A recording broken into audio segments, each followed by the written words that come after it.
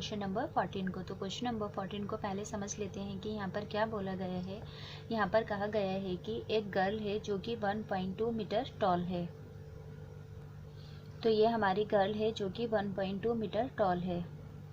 अब ये गर्ल एक बलून को स्पॉट करती है। तो इस गर्ल ने एक बलून को स्पॉट किया जो कि 88.2 मीटर ऊंचा है, यानी कि ग्राउंड से 88.2 मीटर उसकी लेंथ है। अब ये जो बलून है वो हॉरिजॉन्टली मूव कर रहा है, यानी कि हॉरिजॉन्टली मतलब ऐसे इस डायरेक्शन के अंदर ऐसे मूव कर रहा है। तो यहाँ पर बोला जा रहा है कि ये जो गर्ल है इसकी आई से बलून का एंगल ऑफ एलिवेशन जो बनेगा वो 60 डिग्री का बनेगा। तो एंगल ऑफ एलिवेशन बनाने के लिए पहले हमें यहाँ पर एक स्ट्रेट लाइन ड्रॉ करनी पड़ेगी। तो यहाँ पर गर्ल की आई से एंगल ऑफ एलिवेशन 60 डिग्री का बन गया। अब कहा जा रहा है कि अगर ये जो बलून है हमारा मूव करते हुए रिड्यूस होता है, यानी कि रिड्यूस होते हुए इसका एंगल ऑफ एलिवेशन गर्ल की आई से 30 डिग्री का बनता है। तो यहाँ से ये बलून जो है हमारा रिड्यूस होता हुआ मूव होता हुआ आगे गया, तो गर्ल की आई से इस बलून का एंगल ऑफ एलिवेशन अब 30 डिग्री का होगा, यानी कि एंगल ऑफ एलिवेशन यहाँ से हमारा रिड्यूस हो जाएगा। तो इस जो बलून की हमारी हाइट है वो 88.2 मीटर ही रहेगी। तो यहाँ पर भी ये 88.2 मीटर रहेगी। तो इसका एंगल ऑफ एलिवेशन बना लेते हैं पहले। तो यहाँ पर एंगल ऑफ एलिवेशन रिड्यूस होकर 30 का बन गया है, और ये नीचे की साइड हमारा पूरा ग्राउंड है, तो इसके लिए भी यहाँ एक लाइन ड्रॉ होगी। तो हमें यहाँ पर क्वेश्चन के अंदर ये बताना है कि इस बलून से लेकर इस बलून के बीच का जो हमारा डिस्टेंस है, इस डिस्टेंस को हमें अपने फाइंड करना है। तो पहले हम इस क्वेश्चन की नेमिंग कर लेते हैं। ये है हमारा A, B, C, D और E पॉइंट। अब एक बात और हमें यहाँ पर ध्यान रखनी है कि गर्ल की जो लेंथ है 1.2 मीटर है। तो यहाँ से लेकर यहाँ तक का जो पार्ट है ये भी हमारा 1.2 मीटर होगा, और ये वाला पार्ट भी हमारा 1.2 मीटर होगा। अगर ये पूरी की पूरी हमारी 88.2 मीटर है, अगर हम इस पूरे के अंदर से 1.2 मीटर को निकाल देंगे तो हमारा इतना पार्ट आ जाएगा, यानी कि हम फाइंड कर पाएंगे AC को। जब हमारा AC फाइंड हो जाएगा तो हमारे पास एक एंगल भी है, तो इससे हम क्या करेंगे कि अपना इस पूरे के पूरे को BE को फाइंड कर लेंगे।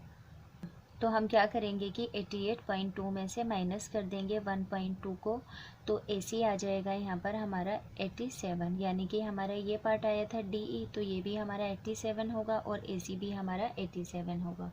तो हम पहले आएंगे अपने ट्राइंगल ABC के अंदर।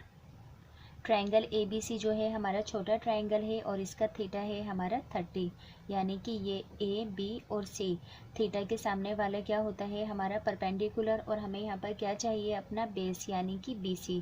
तो यहाँ पर बेस और परपेंडिकुलर का फॉर्मूला लगेगा, यानी कि P अपॉन के अंदर B, इसका फॉर्मूला होता है हमारा tan थीटा। तो tan की जगह पर हम लिखेंगे 30, परपेंडिकुलर क्या है यहाँ पर हमने अभी निकाला था AC 87, और B क्या है यहाँ पर हमारा BC। अब tan 30 की वैल्यू होती है हमारे अंडर रूट में 3।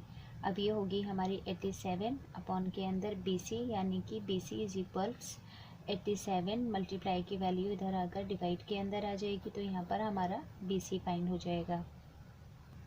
अब बात करते हैं बड़े वाले ट्राइंगल की, यानी कि ट्राइंगल BED की। तो यहाँ पर बड़े ट्राइंगल के लिए थीटा है हमारा 60 के सामने वाला क्या होता है हमारा परपेंडिकुलर, और यहाँ पर हमें क्या चाहिए बेस, यानी कि BE परपेंडिकुलर अपॉन के अंदर बेस। तो परपेंडिकुलर अपॉन के अंदर बेस क्या होता है हमारा tan थीटा। तो tan थीटा की जगह पर हम लिखेंगे अपना 60, और परपेंडिकुलर क्या है यहाँ पर इसका 87, और बेस क्या है इसका हमारा BE, क्योंकि बड़ा वाला ट्राइंगल है। तो tan 60 की वैल्यू होती है 1/√3 87 अपॉन के अंदर BE। तो BE क्या होगा यहाँ पर हमारा डिवाइड की वैल्यू मल्टीप्लाई में चेंज हो जाएगी, यानी कि 87 इंटू के अंदर 3। तो यहाँ पर हमारा BC और BE दोनों ही फाइंड हो गया। तो अब हम क्या करेंगे कि इस पूरे में से BE यानी कि BE के अंदर से माइनस कर देंगे BC को, तो हमारा यहाँ पर CE आ जाएगा, यानी कि इस x की वैल्यू आ जाएगी। तो BE क्या है यहाँ पर हमारा 87 √3 माइनस BC क्या है यहाँ पर हमारा 87 डिवाइडेड बाय √3। अब यहाँ पर हमारी पहले हम इसका LCM लेंगे।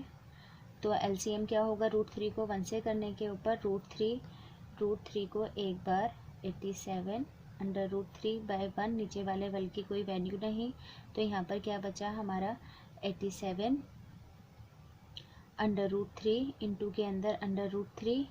अब √3 को जो LCM आया था उसे एक बार 87 अपॉन के अंदर √3 से √3 कैंसिल, बीच में माइनस का साइन था तो आया हमारा 87। √3 को √3 से मल्टीप्लाई करेंगे तो होगा ये हमारा 87 इंटू के अंदर 3 माइनस 87 अपॉन के अंदर √3। अब 87 को 3 से मल्टीप्लाई करेंगे तो 261 माइनस 87 डिवाइडेड बाय √3।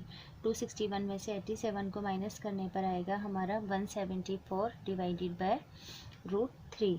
अब हम इसको रैशनलाइज करेंगे √3 को, यानी कि एक बार ऊपर √3 और एक बार न्यूमरेटर में और एक बार डेनोमिनेटर में, तो ये क्या होगा हमारा 174 √3 को √3 से मल्टीप्लाई करेंगे आएगा 3, कट हो जाएगा 3 1 सा 3, 3 5 सा 15, 3 8 सा 24, तो ये होगा हमारा 58 √3 मीटर आंसर, यानी कि हम